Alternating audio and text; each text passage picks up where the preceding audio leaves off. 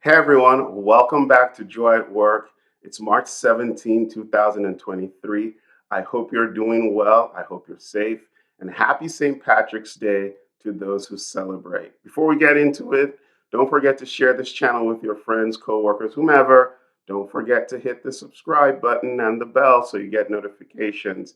Thank you again for spending this time with me. So let's quickly talk about metaphors. And you're like, metaphors? Is this an English class? Well, yes and no, because it starts with thinking about metaphors as using one object to refer to another object, making something maybe that's abstract a little bit more concrete by using something we can more readily relate to.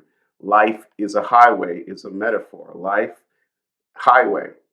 And it kind of gives us a visual, a sense of what life might be. The thing about it is, we don't just use metaphors in speaking with each other.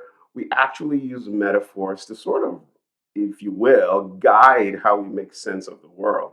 Lakoff and Johnson wrote this great book, Metaphors We Live By, and people like Caitlin Walker have, and others have built upon this to remind us that metaphors mean a lot. The metaphor you might have for one thing might differ from mine. Argument. For some people, argument is war, to borrow from Lakoff and Johnson's work. Whereas for other people, argument is really more like a dance, or it's more like a tango or something like that, again, to sort of build off of their work. In both cases, we're talking about argument, but the way we engage in argument differs based on the metaphor that we're using. And by the way, context often shapes the metaphor.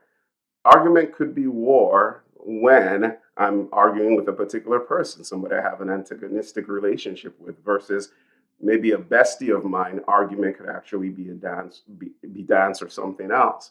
We see this language a lot, even when we think about organizations. I'm running the organization. We're driving for efficiency. In many of these situations, the organization, the metaphor there is organization is a machine. The workplace is a machine.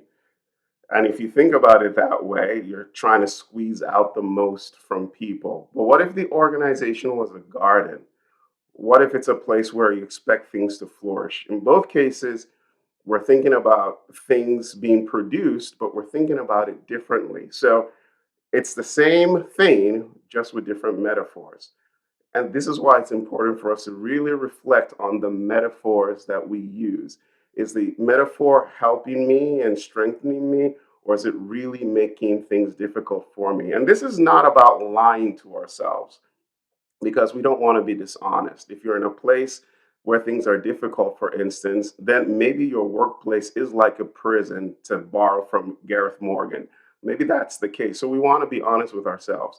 But it's a mistake to think about the workplace as prison generally, maybe because of a past experience you had, when the current place you find yourself happens to be, again, more like a party or something like that. It's more communal and more communal in nature. So it's important that we reflect on the metaphors that we hold deeply, those mental concepts that guide the way we interact and kind of make our way through life. We all have them.